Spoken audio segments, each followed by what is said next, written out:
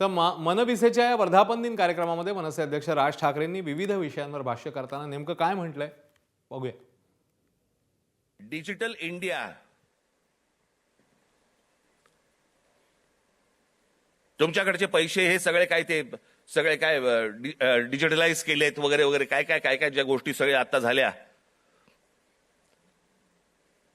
म्हणजे आमदार खासदार फुटतात त्यावेळेला कुठे कार्ड कुठे स्वाईप करतात, उलटा उलटा कार्ड स्वाईप. पैसे कुठे देतात मग? हे सगळं जे आहे हे सगळं साचलंय, हे सगळं साचलंय. त्या सगळ्या गोष्टींचा उद्रेक आता बाहेर येतोय. तो येणार, अजून येणार. आज शहरांची परिस्थिती बघा. या सरकारने येऊन सांगितलं होतं आम्ही स्मार्ट सिटी करणार. कुठे आहेत त्या स्मार्ट सिटीज?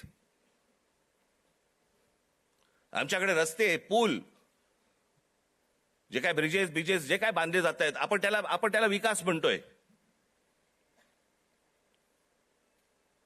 आपली शहरं ही राहण्यायोग्य आहेत का, इथपासून सगळी सुरुवात आहे ना. जर शहरातल्या लोकांना राहायला जर समजा त्रास होत असेल तर महाराष्ट्रातल्या देशातल्या ग्रामीण भागामधनं जी लोक शहरामध्ये येत आहेत, कुठे राहणार आहेत? काय होणार या शहरांचं? हजारो उद्योगपती आपला सगळा बोजा बिस्तारा गुंडाळून परदेशात निघून गेलेत.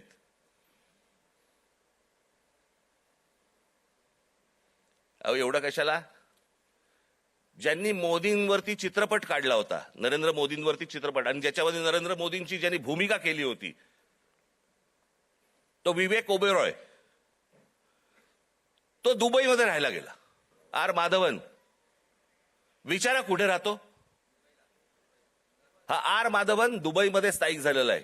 यांना जर समजा या देशाबद्दल आहे प्रेम, या देशातल्या पंतप्रधानांबद्दल प्रेम आहे, ते विकास करतायत हा जर समजा ह्यांना विश्वास आहे, हे परदेशात का जाऊन राहतायत? हे परिवारासकट दुबईला जाऊन का राहतायत?